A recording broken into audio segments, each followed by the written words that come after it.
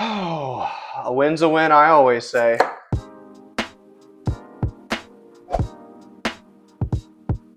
Oh, the Jaguars win 30-29 in Vegas. Was definitely not a game I expected. I did not have overtime on the bingo card for this game. I thought the Jaguars would win pretty convincingly. It didn't look like that for a while. It looked like it was going to be pretty much a heartbreaker, but they end up pulling it out. And in a game where I feel like, I've said this a lot this season, where it's like, it feels like, oh, this is a game the Jaguars are going to lose. This is a game the Jaguars are going to lose. And then for them to actually pull it out in the end, really, really cool. So cheers to that. Jags win 5-3. And guess what? The rest of the AFC South also lost today. So Jags can have that on their mantle today. Cheers. Cheers. Oh, where to go with this game? I mean, Such a mix of emotions. right? Yeah, it's like, it really felt like early on the Jags were not going to win that game. Well, no one expected the Raiders to be that good either. Yeah, Raiders 2-5, or now they're 2-6, but some really bad losses. I know 2 weeks ago they played the Chiefs and were absolutely just manhandled by them. The Chiefs were just toying with them. It was kind of sad, actually. But it didn't look that way early on. It really looked like, well, they even said it early on that the Raiders, this is the healthiest they've been. They got all their stars back just in time for the Jaguars game. They have talent on their team. Yeah, they got a lot of talent. I mean, obviously Brock Bowers. I mean, we saw what he did. 127 yards receiving and 3 touchdowns from their tight end. He was open all day. Jaguars didn't know what to do with him at all, just as they always do with the tight end. That's kind of a Jaguars theme, is that the Jaguars can never cover the tight end, and that happened again today. Really had me stressing at the end because on that last play, Bowers was wide open. So good on Davon Hamilton for knocking that down. That was amazing. Maybe play of the game. Maybe the play of the game. We'll get to it all. But I mean, that was the game. Yeah, I mean, that literally saved the game. Yeah. We'll get to it all, but I mean, talk about something the Jaguars really needed after almost a month of negativity. Really, since that Monday Night Football win against the Chiefs, obviously everyone's riding high. Everyone's, oh, Jags are going to make a playoff run. This is great, best season ever, blah blah blah. And then you get 2 bad losses against Super Bowl contending teams. I will say the Seahawks and the Rams are just like in a different class than the Jaguars right now, and like that's okay. You know, the Jaguars are trying to build for the future.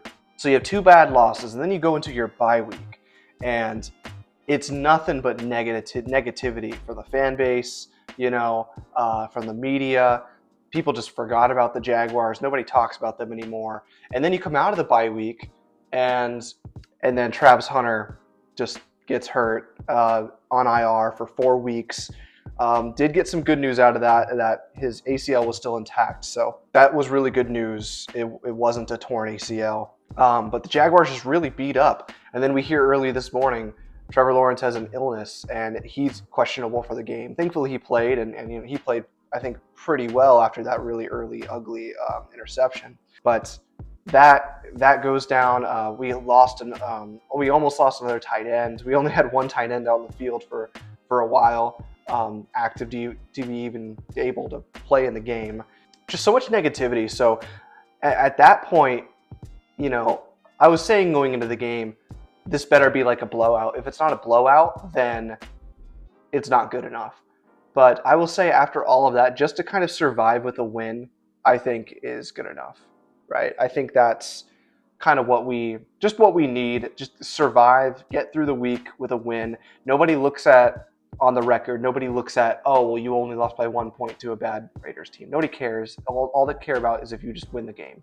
And the Jaguars did that, and they did it in a very gutsy way, I will say. Very, as they say, gritty, not pretty, as the Jags like to say the last few years. I mean, I don't know, the last few years it's been very gritty, but not very much pretty, in a lot of bad losses. But today they did survive with the win there.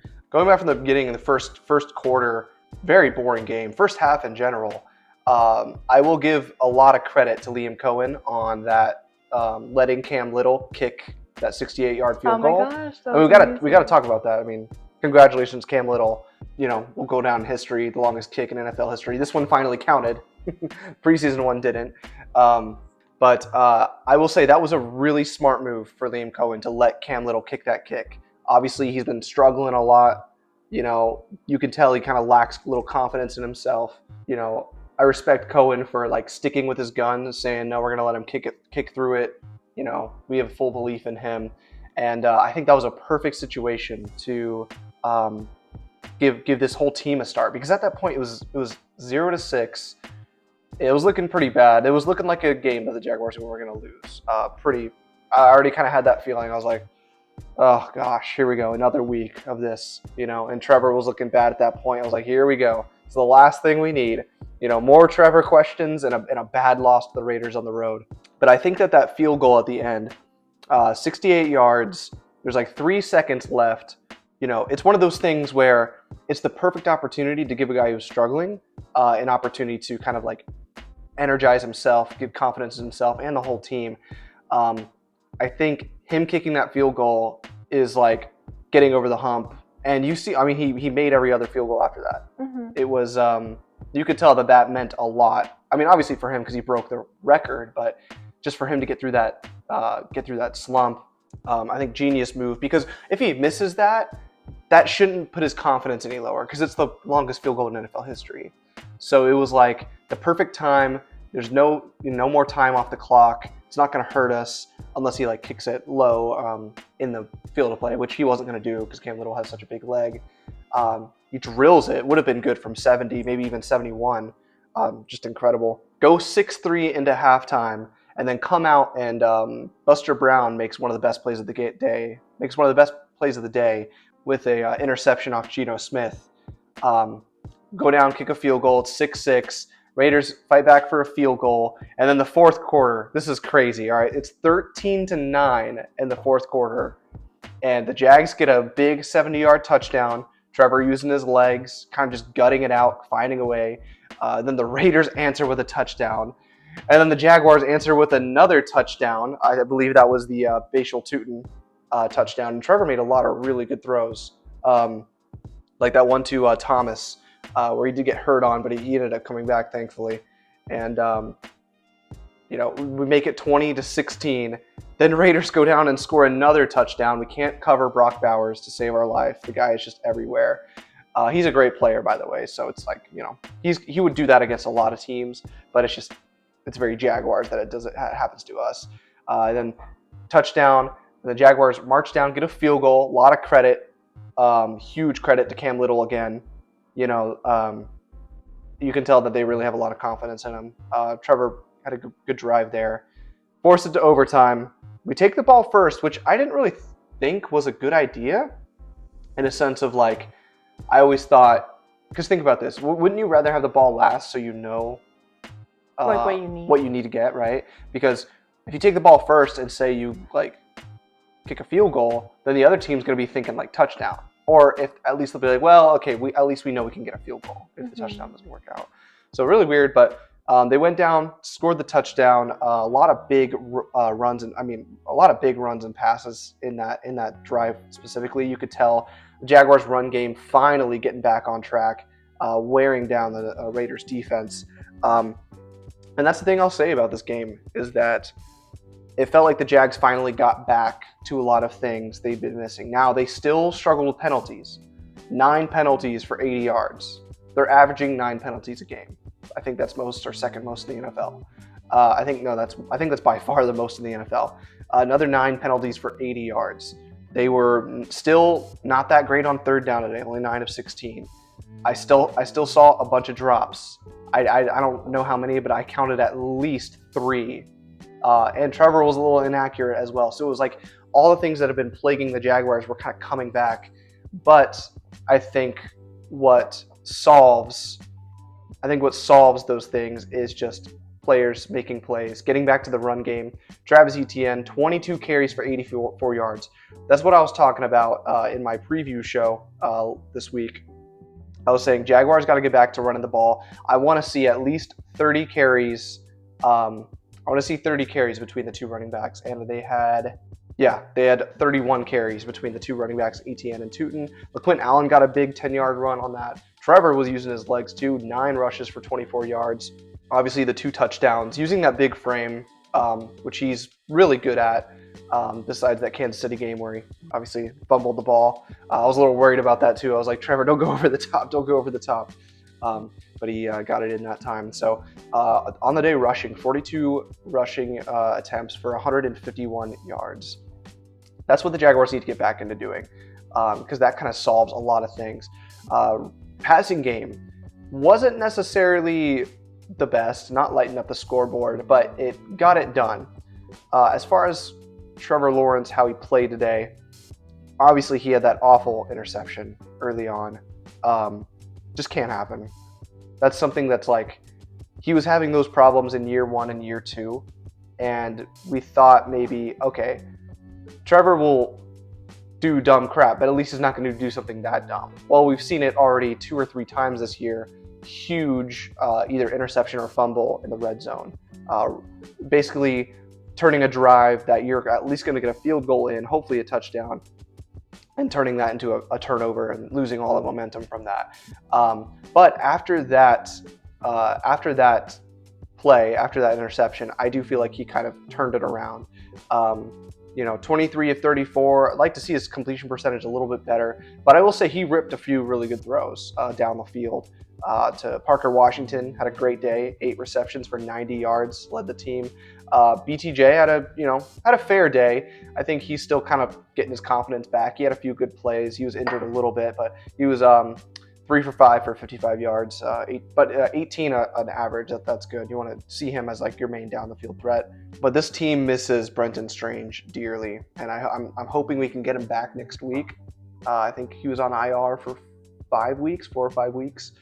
So getting him back would be huge, because they're definitely missing something out of the passing game. I think Hunter Long dropped an easy walk-in touchdown. So the passing game's still struggling, and I think we're kind of rounding out into who the Jaguars are. I think we're kind of seeing, okay, it's 8 games in, who are you? I think the Jaguars are a good rushing team when they choose to rush the ball. However, they're highly penalized, so that kind of stalls out a lot of drives. And I think their passing game just leaves a lot to be desired. I think they don't have a major player in the passing game. I think Travis Hunter was going to be that guy. Unfortunately, he got hurt. I hope he, comes back fully healthy and ready to make some more plays, because the Jaguars sorely need it while Brian Thomas kind of gets, through his stuff. But at least Parker Washington stepped up, had a pretty big day today. So good for him. But defensively, it's really turnover or bust for this defense, because on the other side, the passing game led up almost 300 yards, 4 touchdowns to Geno Smith. They did pretty well at stopping the run again.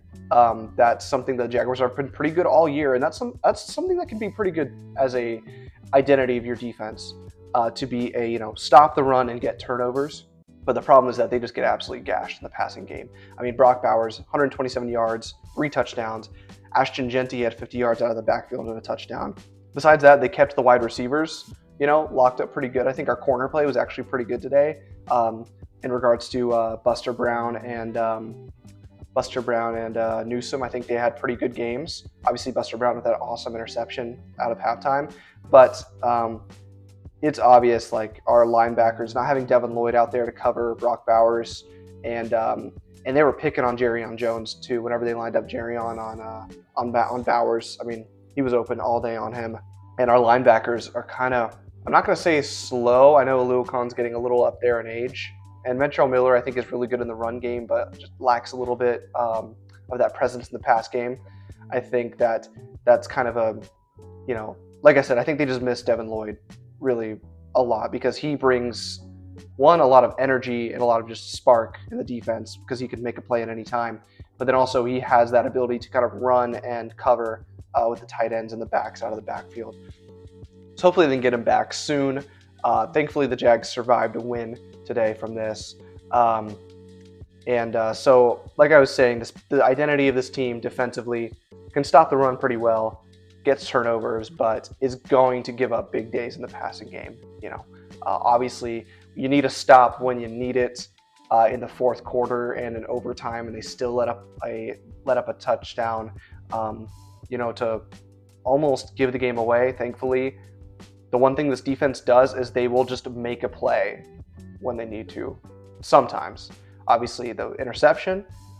Josh Hines Allen got a really big sack when we needed it. Finally, see him showing up on the stat sheet some more. That's good. We need more of that from him. And then obviously Davon Hamilton with that knockdown at the end that saved the game and possibly the season. Because I think if this team would have gone 4-4, I think it would have been just deflated everything that the Jaguars wanted to do. It was bad enough that we lost Hunter for 4 games. That was a huge gut punch. That day it happened Friday. I remember listening to all the radio shows around town, and you could feel it. Once the news popped up, everyone's like, what do we do? We're screwed. And then seeing the rest of the AFC South get beat today, Indianapolis gets killed by the Steelers. Did not see that coming. It was we were actually able to watch that game, and it was good to see the Colts actually look human, because they were just destroying teams all year. Steelers, good for them getting a win. That was a huge win for them, and huge for the AFC South, because now this puts the Jags 1 game behind them. Really, 5-3. Colts are 7-2. Colts have yet to have their bye week. When is their bye week actually? So the Colts have 1 more game for their bye week. So they play the Falcons next week, and then they go on bye week, and then they go face the Chiefs after that. So that's hard. Yeah. So their schedule definitely is getting a little tougher, which is good, because they definitely had a pretty soft schedule early on, but they obviously have been playing incredible.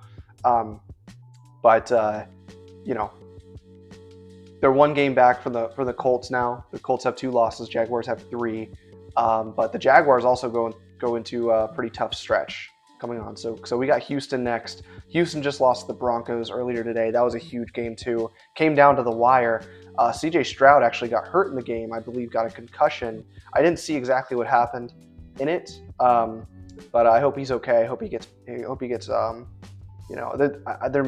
saw something, he might have gotten cheap shotted on a slide, which that's kind of crazy. But I hope he's okay. That's going to be a good game next week. I mean, that defense is killer, and our offense really struggles. Obviously, we beat them earlier in the year at home in a nail biter, but I'm going to have a lot of fun breaking that down. I think things change a lot week to week, and I know last week I kind of put out a little bit of where I thought the season would be heading. I went through game by game for the rest of the schedule. I think I had the Jags going 9-8. I had them winning this game, and I think I had them losing against the Texans. But things change so much week to week. I might go back, and when I do my kind of analysis of it, and say the Jaguars are going to win on the road. But we'll see. I think Texans are going to be a really big challenge. Other news in the AFC South: Titans lost again. That happens. They suck. And that was actually a closer game than I thought. Jaguars pulled off the win. We can all breathe a little bit. That was, I think you were saying that's the most you've screamed in a long time, right? Yeah, I was like screaming. I was like, ah! Because it hasn't been... Like since the Chiefs game, I think. Yeah, well, that's the thing. There's been no excitement since the Chiefs game. The Chiefs game happened, and then the Seattle game was just like, okay, Jags lose, So whenever they were going on an overtime, and they went and 3 down, but they didn't get the touchdown, were you, like, if you were Liam Cohen, would you have thought to go that? Like, you were feeling pretty anxious. Oh, you mean like if the Jaguars... Because they went on 4th down. Yeah. Because in the moment, I think... Oh, yeah. No, I liked that. I liked that because... But if, like, it was like, you either get it or you get nothing, basically. Yeah, so I think... if whether they got it or didn't get it, I think the decision is to go for it there, because you're on the 1-yard line. And it's like, come on, you just got to get a yard. You have a 6'6" quarterback. Do the tush push, do whatever, get in the end zone. If you don't get it, then the Raiders at least start on their 1-yard line. Mm-hmm. And so they have to go, I don't know if Carlson, their kicker, I don't know how good he is, what his range is, but they got to go at least 50 yards to get a field goal. So it's like, your defense at least goes into a good position. But also, it's one of those things, and they say this all the time, it's like, oh, if you can't get 1 yard, you don't deserve to win, So it's like, if the Jaguars didn't get it there, it would have been like, okay, yeah, we're probably going to lose this game. Because It's like, all the momentum is gone. Thankfully, it didn't matter. Trevor's got those strong hands reaching across the goal line, which I totally didn't want him to do because of some recent things that have happened when he's done that. But yeah, like you said, like... there was like no excitement the past month. Like I almost like wasn't even that excited to watch the game today, just because it was like, are they gonna just disappoint us again? And it's gonna be another week of like questions about Trevor Lawrence and is Liam Cohen the guy and oh god, like maybe something happens, maybe Cam Little or misses a kick, or we have like 3 or 4 more drop passes, which we did. But what happens? Oh, we have more questions about that. Oh, Trevor's stupid interception cost us the game, and then it's weird because it's almost like he's trying to have this fan base hate him. Because it's like, everything you read with Trevor Lawrence is, Trevor's trash, Trevor's trash, Trevor's trash. And it's like, I get it. That stuff is really stupid. He's got to reel that stuff in. It's almost, I've kind of thought about it like, all right, that's just kind of who he is. You're going to get to a game. He might play pretty good, but he's going to have 1 or 2 just really dumb moments. One or two just like, what are you doing, man? And that's just kind of like, I think who Trevor Lawrence is right now, even though he's in his 5th season, 26. He did fight through an illness. I don't know what illness it was. He looked pretty fine. I didn't see anything like, I didn't see him like, throwing up on the sideline or anything, or I don't know, crapping his pants or something.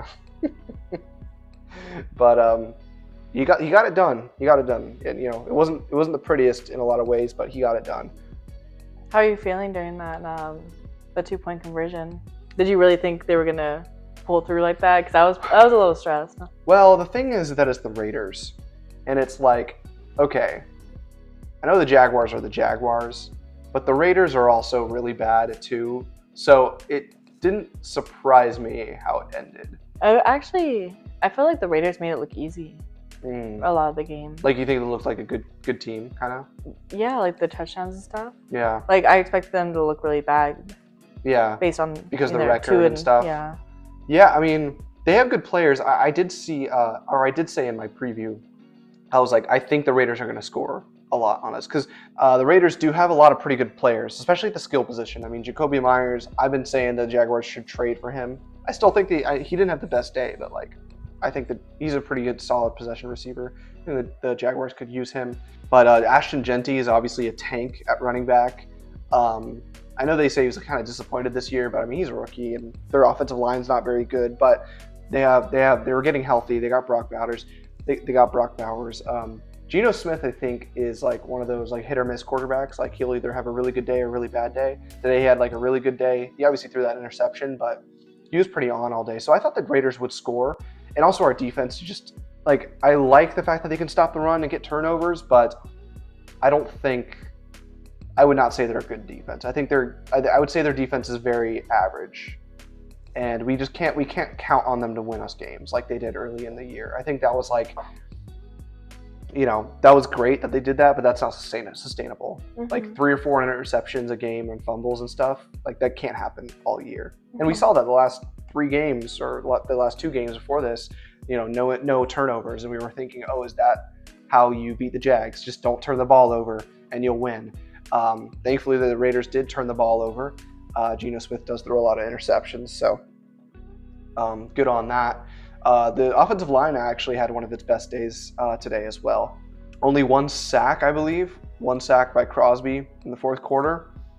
And obviously, when you do 150 yards rushing, your offensive line's doing pretty well. Trevor Lawrence barely got hit all day. They were trying some new stuff too. Oh yeah, a lot of trick plays. Yeah, so the one where they were throwing it to ETN or someone, and then they threw it back to Trevor. Yeah, that was crazy. That was a weird play. Yeah, they did the flea flicker, they call it. Yeah. Yeah. So they handed it off, and then ETN threw like a rocket at Trevor's feet.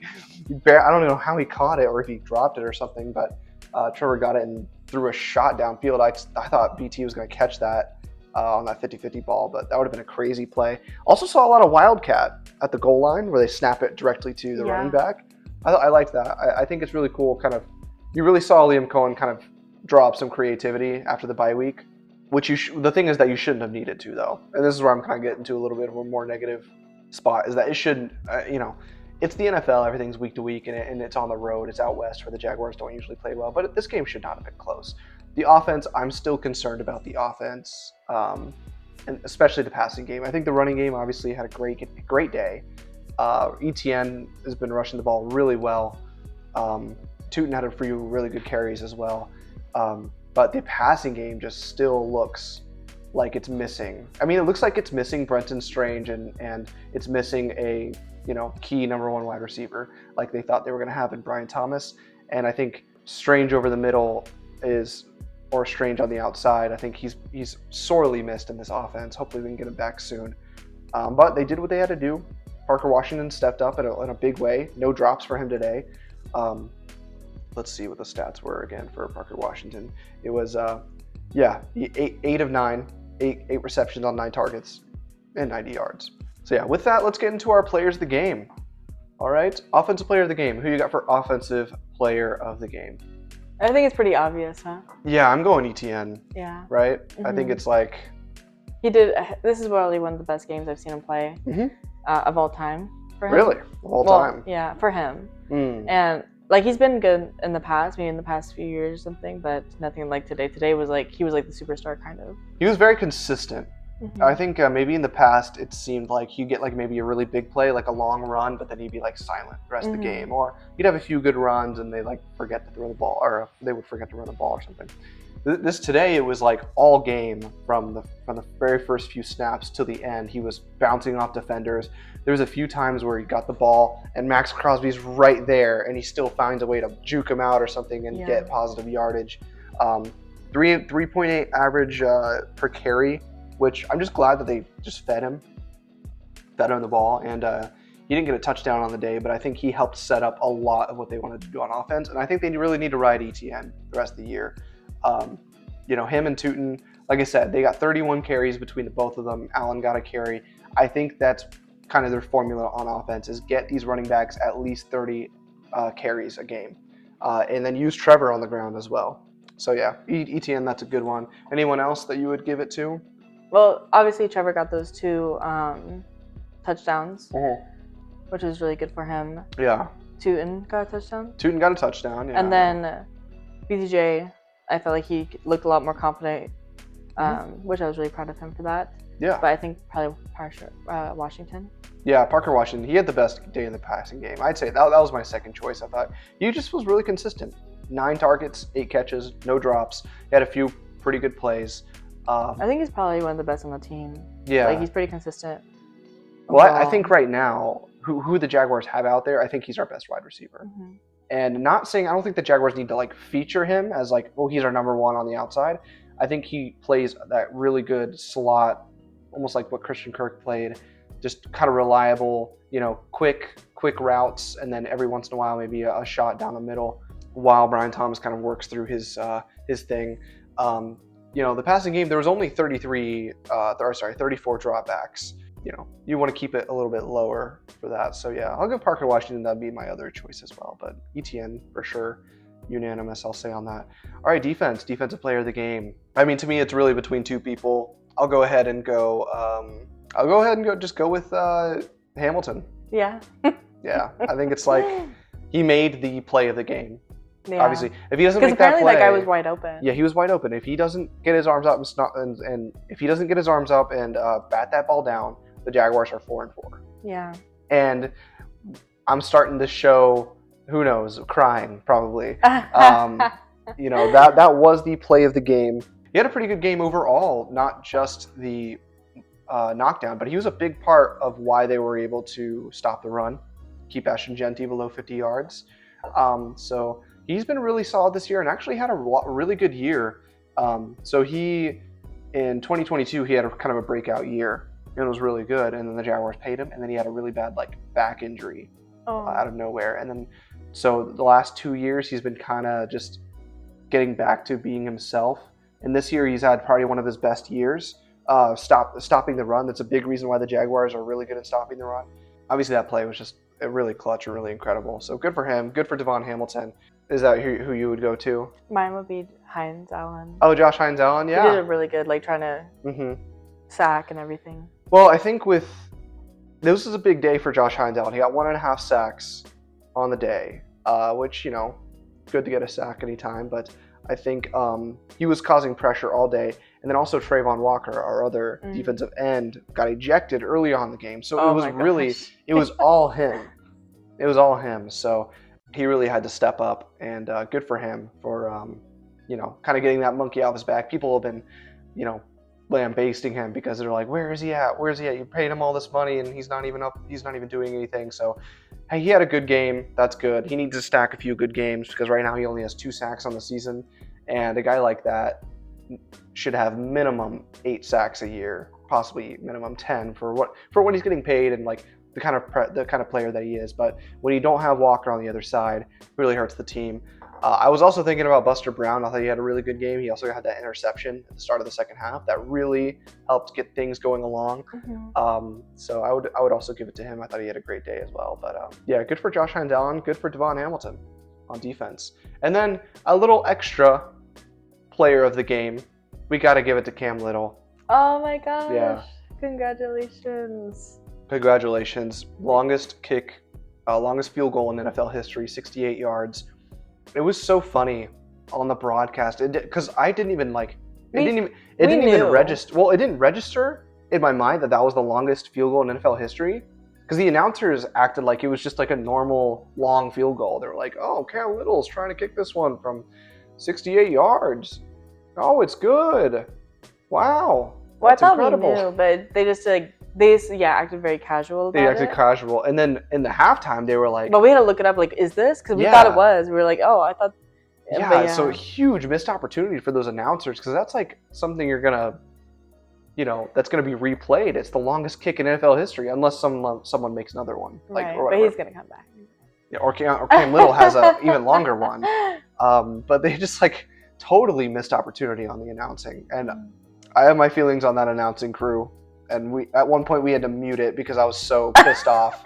No, for real. What is his name? Mark Schlereth or whatever? Oh, no. That guy. Sorry, I'm going to go on a rant here. Okay. That guy, they always put him on Jags games, and literally the whole game he just trashes Trevor Lawrence. It's literally like if they put like a Titans or a Texans fan on.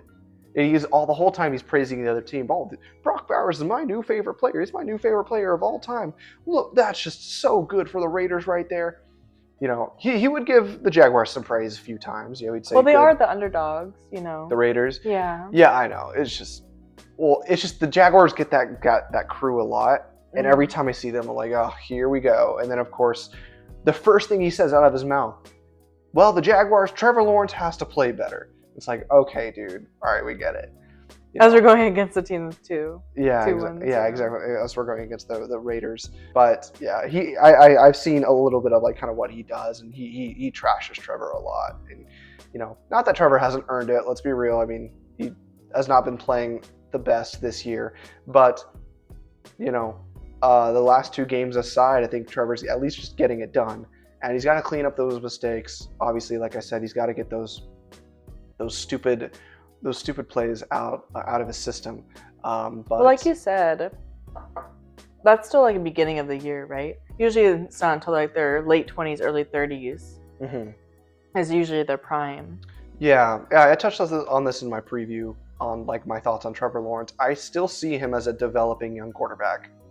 Even though he's year 5, a lot of people expect, like a first overall pick quarterback to be coming in, and by year 2 you're already a top 5 quarterback. And Trevor was actually trending that way in 2022, and they went on that playoff push. At the end of the year, he was playing some of the best football in the NFL. People were saying that, oh, he's like a top 5, top 7 quarterback in the NFL, where he's trending to be that way.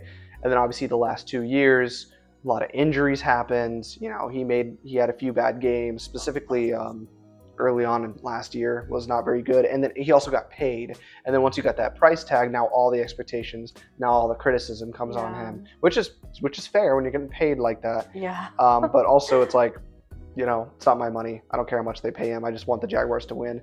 And I've touched on this as well. His contract, it's not like they're paying like the salary cap. It's not like they're paying him $55 million out of the salary cap. They structure it in a way to where they pay a lot of money in bonuses, they pay money down the line, and so really the cap hit is not that big this year, so it's not like it's hindering the Jaguars from going to get other players or anything. It's just he's making a lot of money, and people he's not playing good enough for that amount of money, which I agree. I don't think he is. But what are the Jaguars going to just let go of Trevor Lawrence and not have a quarterback? So anyway, that's my thoughts on that. Yeah, I hope we can get some. Or do you think they're going to get some more players since a lot of ours are becoming injured? Yeah, the trade deadline. Yeah, that's coming up. I mean, there's so much stuff to talk about. Like not even to trade, but just to get more players because we can't just have. Oh yeah, I mean we have obviously people on the practice squad. Well, I mean we'll see this week on how injured they really are, but I think it's pretty clear the Jaguars should go out and get someone. I think they should trade for 2 people. Honestly, they should get somebody on defense and they need to get somebody on offense. There's been some reports that they might be trading for a tight end, but I think Tucker Kraft actually got hurt for the Packers. So Luke Musgrave, who actually said in my trade video that the Jaguars should go after somebody like Luke Musgrave or Cole Kmet or even Michael Mayer, who was on the Raiders, like one of those tight ends that can really play, but they're outshadowed by another tight end on the roster. I think Jaguars should go after that because without Strange, if he doesn't get back next week, I mean, we have almost nothing at tight end. And then at wide receiver, the Jags got to get somebody as just a sure pass catcher. Tim Jones came through on a big play later on, so that was cool. But when you're tight end, when you're starting passing game tight end, Hunter Long, 3 targets, 1 catch for 6 yards, that's not good enough. Mm-hmm. The tight end is crucial in today's NFL, and a lot of teams have 2 or 3. Having 2 or 3 tight ends is crucial in the NFL. Yeah. Jaguars don't have any without Brenton Strange, so I could see a trade for a tight end being good. And the Jaguars need to get more pass rush. When you say trade, do you mean like actually trading someone? Either trading someone or trading picks. Usually people trade picks, so we'd give up like a 2nd round or a 3rd round pick for a wide receiver or a tight end or something. So you can't just buy one. You can't. You have to trade. Yeah, you have to. If someone's on a roster, you got to trade with them, unless that team just cuts them and the Jaguars sign them. Okay. But if they cut, then the Jaguars have to be in competition with like a bunch of other teams. So it's a very complicated process. But if the Jaguars want to go all in on this year and get some more pieces, I think they could use it, especially on offense. It's just they need someone else on the team to kind of rise above and be a sure-handed pass catcher for sure. For Trevor Lawrence, but breathe a sigh of relief. We're finally in the win column. Yay! Finally in the win column. It's been a dark month. Not for me in general. Life's been good, obviously. Beautiful weather. It's been a great time. But football-wise, it's been a little dark the past few weeks. We had some good news on Travis Hunter. Good news on Trevor today. He wasn't too sick to play. Good news for the Jaguars just to get the win. Obviously, if hopefully De'Ami Brown, I know that they said he went to a concussion protocol. Hopefully he's okay. Hopefully Devin Lloyd can get back.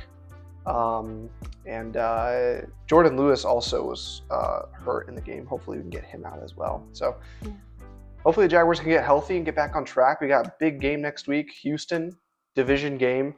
With the Colts losing and the Texans losing, the doors cracked open just a little bit. I was already saying my mind's not even on the division. The Colts are already having it. It's theirs. I've already given up on that, and it could very, very well be. But the Jags are only a game back or a game and a half back because the Colts haven't had their bye week. So they face them in December. But this week is really crucial to kind of, if you can bury the Texans. The Texans are right now, I think, at 3-5. Texans at 3-5. If you can get them to 3-6 while you go 6-3, now you do have a shot to potentially, get the Colts later on. But it's still a long season, long way to go. Houston, Los Angeles, Cardinals, Tennessee, and then back home in Indianapolis. That's a hard stretch, even though those aren't the best teams in the NFL. The Chargers and obviously the Texans and the Colts are pretty tough teams, but the Jaguars have to go to 5 different locations. That's a pretty tough task. So no matter who you're facing, so we'll see what this team is made of. Obviously, a win's a win. It's great to see. I'm not gonna say the Jaguars are going to the Super Bowl now after they beat the Raiders in overtime.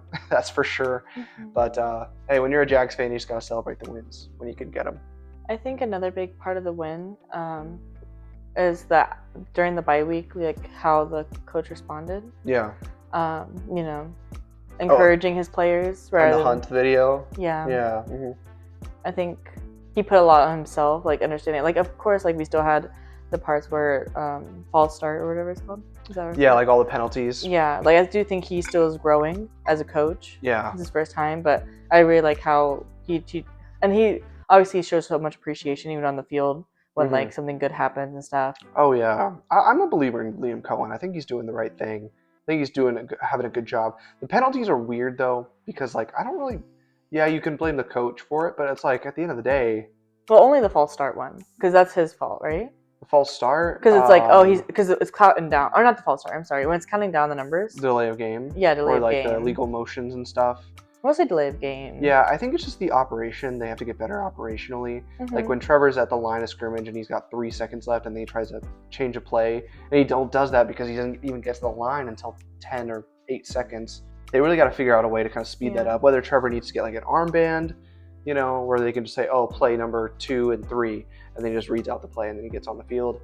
Maybe that could work. I don't know, but that's not my job. I don't get paid millions of dollars to figure that out. That's something they got to do. But I'm saying like besides that, like I feel like the way he's coaching, the way he's going about it, it feels so different than Peterson. Yeah, and so I a think lot of that's really positivity, helping. a lot of energy, good energy. I would say. I loved what he said when Travis Hunter got hurt. You know, obviously they were all devastated, but he said, you know, minor setback for a major comeback. Mm-hmm. You know, kind of like that Very confident still. very positive kind of growth mindset feeling. And obviously they've dealt with a lot of adversity in the last few weeks. Mm-hmm. But like I said, it's been a dark few weeks in Jacksonville football wise. So and he still tries to bring it up, kind of. Yeah, and he still, you know, exudes confidence in his players. You can see that in the players. I think also have a lot of confidence in him. My favorite part in that video was Quint Allen when he was like spoke up and said, "Oh, I gotta take on that block from the corner," said the safety. You know, and he said, "I appreciate you saying that." He said, "I appreciate you saying that," and everything like that shows there's a culture of like accountability. There's a culture of like a respect and like, hey, I get your back. I'll take accountability for my stuff. You take your accountability for your stuff, and we'll all get better together. Oh, yeah. And I have so much respect for the defensive coach as well. Yeah, Campanile. Mm-hmm. Yeah, I love Campanile. Yeah, they're great. It's a great group of guys. Great team. So really happy for them. Good for them to get a win because that would have been sad to lose to the Raiders. That would have been Good job, Hamilton. Thank you, Davon Hamilton. Thank you. But Jaguars are 5-3. Everyone go out and celebrate Victory Monday coming soon. Jaguars are 5-3. Everything's in front of us. Everything's in front of us, as they said. But yeah, thanks for watching. Stay tuned for more Jags Japan content. I'll have my preview show out this week, hopefully maybe around Tuesday, and some more stuff down the line. As always, appreciate all the support and everything. And go Jags, and I'll see you later.